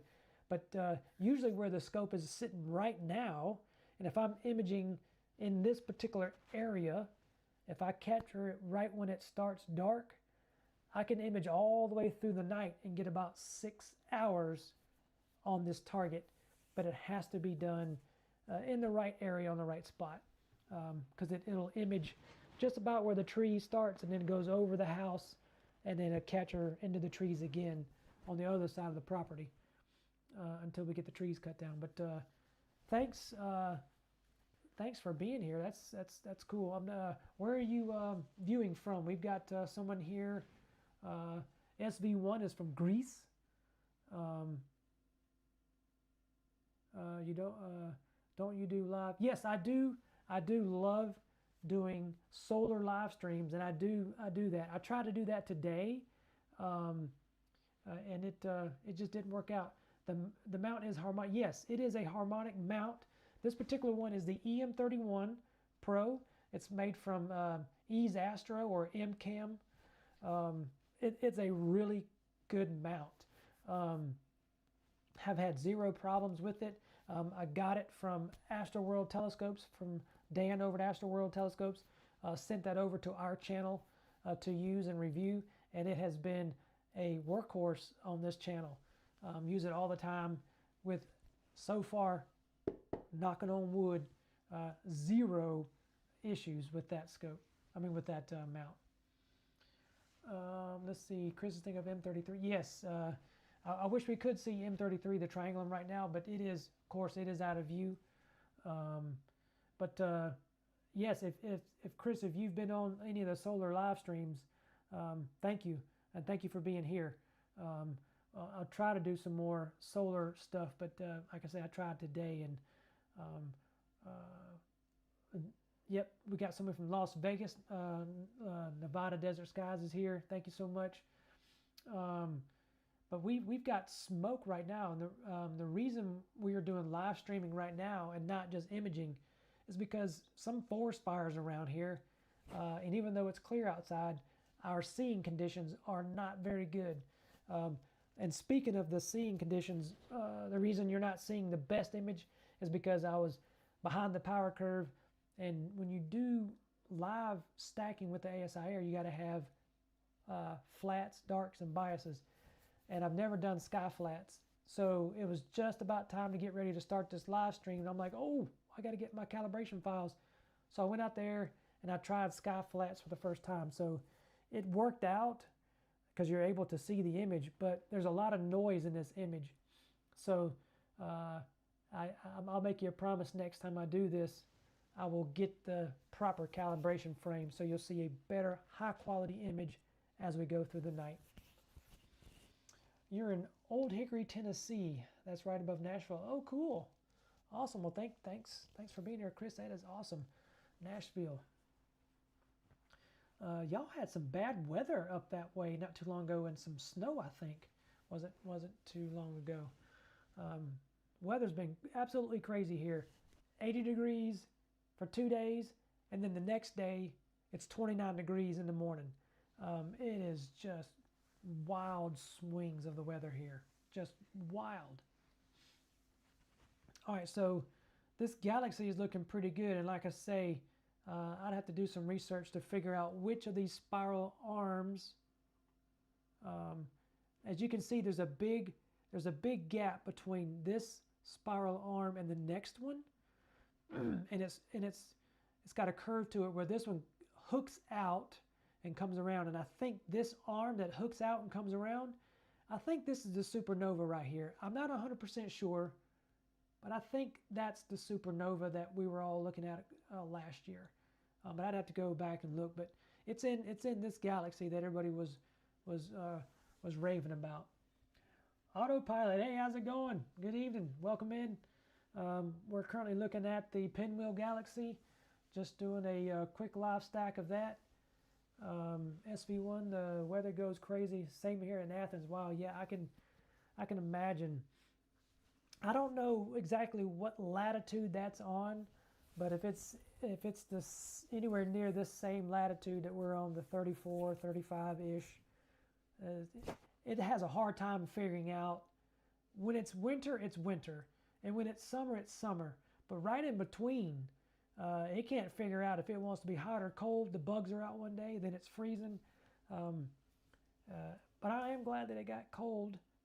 My wife is not happy about the flowers and the plants, but I am glad that it got hot. The bugs came out, and then it froze them the next night. So hopefully it'll keep them away, because out here in the country, like I say, we're in border 4, but out here in the country, I've never had to deal with clover mites. These little tiny little red bugs, but they get everywhere by the millions, and they will invade everything, and I don't want those things inside my telescope. Cool, you're clouded out. Again, no imaging since, oh my gosh, since mid-February. Man, I'm sorry to hear that. I know that feeling because last year around this time, TubeTech reached out to me, and they sent us their 62 AM, their SkyEye full frame camera, and another little camera that I used to image the sun with. And for weeks, I had their equipment. I couldn't use it because the weather was horrible, and it was in the middle of galaxy season, and where we're at, it's hard to catch the nebulas just right, and it was bad. So I thought I was going to pull my hair out, and I don't have much hair to begin with, and it's difficult. But so yeah, I feel for you there. I feel for you. But thank you for stopping by and being here. Thank you all for hanging out with us for a little while. So we're going to get 2 more images on this particular galaxy, and then I'm just going to take a quick peek what's below it, And then maybe there'll be a surprise galaxy there that we can see. And then and we just crossed over the 2-hour mark, so I got to start wrapping it up a little bit. It is 10:30 here, but I want you to, oh, look at there. I didn't even notice that. Check this out, y'all. Look at this right here. I don't know which one it is, but there's another galaxy right there starting to build up. That's pretty cool. It's right here. I'd have to go back on the chart to figure out which one that is. So there's a galaxy that's showing up right there. And then I noticed when I zoomed out, there is another one right there. That's pretty cool.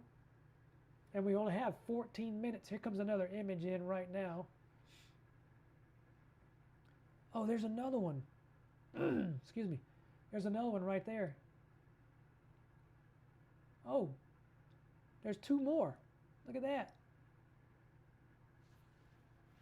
Oh man, we've got a pocket full of galaxies here. So we've got 1, 2, 3, 4, 5, 6. There's at least 6 galaxies on this page. Wow, that's pretty cool. I didn't even think about that. Being to see about 6 galaxies. So, all right, there we go. There you have it. There is the Pinwheel Galaxy. Whoops. That's 16 minutes of data. So we're going to stop that there. Yeah, that's pretty cool. Those hydrogen alpha pockets are looking pretty cool on that. Galaxy season, hee hee. Yeah, that's right. Yep. And for those of you who don't know, I just got a C14 for Christmas. So thank you very much, babe. I got a C14 for Christmas. I just got it going. We were doing live streams of Jupiter not too long ago. I got it tuned in pretty good. So I'm really itching to get it tuned in to galaxy season, because I want to get some of those really faint, distant galaxies and just zoom right on in and get them in there. So hopefully we'll be able to bring some live stacking of those galaxies to you soon. RVN, R4VN 3N, Hickson Compact Group 92, HCG 92, please. I don't know where that's located. Do you know where that's located off the top of your head? Because at the moment, we can't go too much lower than the arm of the Big Dipper, because we have a tree line. I have trees all around me, so if it's anywhere in this area, we might be able to see it. I was hoping I could just squeak out one more object before we turn it off. Let's look at this. Let's see if this comes out. I don't know where this is in reference to where we are. Let's look at this star cluster real quick. Let me write this down, and then we'll see if that's there. HCG 92. HCG 92. All right, give me 1 second. Let's see if this pulls up. Then I'll see where that is. And then literally, that'd be the last thing we'll look at, because then it's getting kind of late. I don't think I've ever looked at M3, the star cluster. So let's pull up the star cluster real quick, and then the Great Square of Pegasus. Go to the star Eta. From there, move slightly southwest. Okay, let me see where that is. Let's see here. All right, give me 1 second. Let's see if we can see this star cluster here, since we're right here. And then I'll see where that Pegasus is, the star Eta. Hey, look at there. All right, let's pull a 2-minute image on that star cluster, and then we'll go look at that. We'll see if I can find that thing for you, that. So while that's doing that, And you said it was in Pegasus.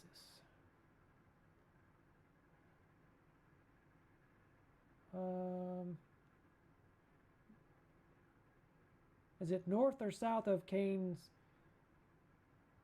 Do you know? I have to figure out where Pegasus is. I'm not a star map reader. Let's see here. If it's lower than this, if it's lower than that, we probably won't be able to see it because there's the horizon. So Pegasus, there's Virgo. There's the Coma Berenices.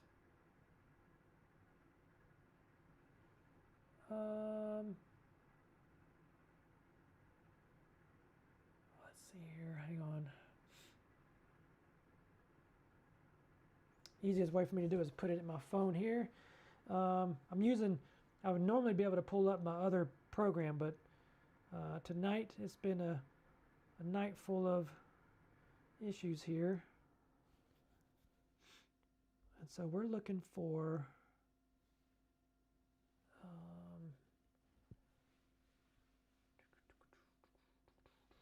yeah, so before we slew to it, I want to make sure that it's not pointing into dirt behind me or into the trees behind me before we point it over that far. But real quick, this is M3. This is a big star cluster here. At least be able to see 1 2-minute image of this, and then we'll go try to find out. If you don't find, go for NGC, very nice edge on Galaxy, the last image. Okay, all right. Wow, there we go. Look at that star cluster. That's pretty good without no calibration frames there.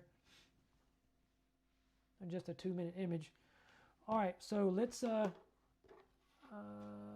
Pegasus is not above the, oh, it's not above the, oh yeah.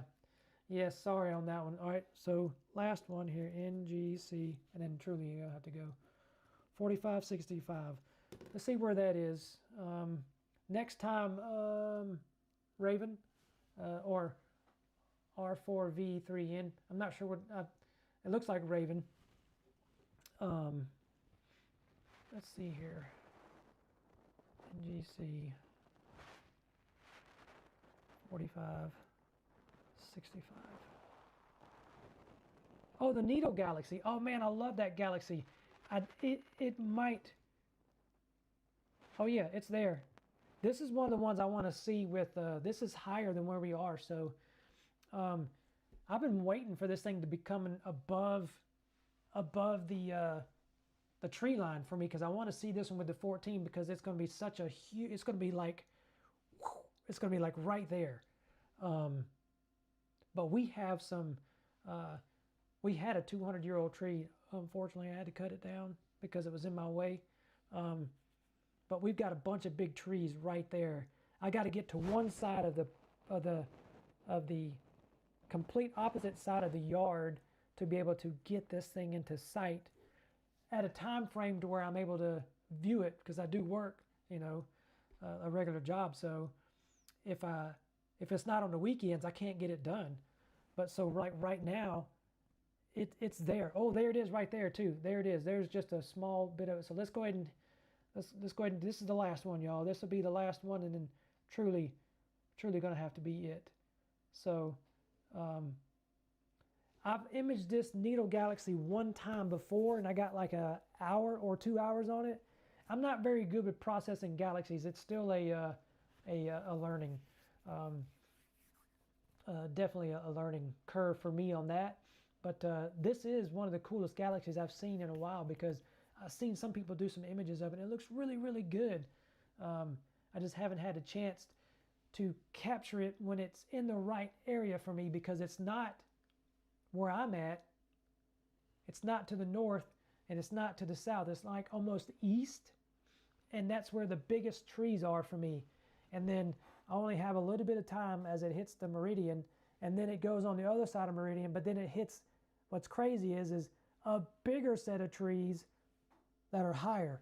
So I got a small window to capture this thing along with the meridian flip. I can't wait to do this.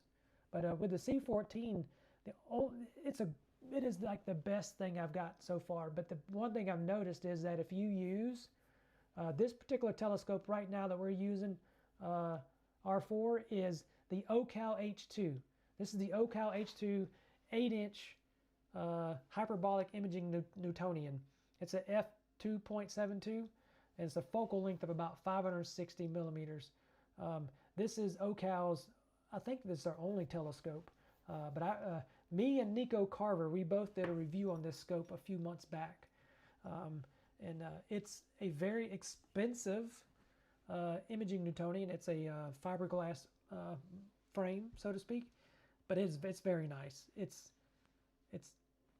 top of the line, I think, as far as imaging Newtonians go, and it holds collimation very well. It's a very fast scope, and like I say, I've got a cart that I put this thing on, and I'll roll it around like my C14, and it's out there banging around, beating around, and it held collimation and focus. I don't have a focus, an automatic focuser on it. So when I went out there and I did the testing, I got everything up with a I 3D printed a batten-off mask, and I tightened everything down, and then I haven't touched it, and I'd roll it around, for all my imaging sessions, and the collimation stayed, and it was in perfect focus, because all I do is, whoa, look at that. Oh my gosh, 2 minutes, man. That thing just bam, it's in your face. That thing, it holds focus and collimation so well. So I could only imagine what this thing will do if it's on a stationary pier and it's tuned up just right, and the pollen's off of it, because pollen right now is insane. What this thing will actually do and create images. But if you're looking at the stream right now and you look at the image right now on the main screen, that Horsehead Flame Nebula, that was taken as a test image with the OCAL. And just a 6200 MC Pro with a luminance filter, I believe is what that was. Or that might have been it's either a luminance filter or the DTD filter. But wow, that needle galaxy, that's insane. That's a 2-minute image. That thing just popped out there right at it. That's awesome. And there's a little bit further view away of it, but wow, 2 minutes. I'm definitely going to be putting this one on my calendar to know when it comes around. So, but like for this one here, I can't stay up to image it all night because I have to work, but I have to catch it on the weekend. And then here lately, it's been crappy weather, so it's I forget, somebody was in here who said they had weeks and weeks of crap weather. This may be to where it's in the perfect time frame to image it for at least 4 hours in a night, but I don't have the weather, and then when the weather comes around, I only get it for an hour a night, and it takes me a month to image one thing. So wow, look at that. The difference of those images, it's just popping that core out really nice. Really nice. And if this was, if I would have done my homework and I had these calibration frames on here, it would have been a whole lot better. But yeah, SV1, yeah, that thing's looking nice. The stars are looking nice and sharp too. So, like I say, I haven't done anything with it.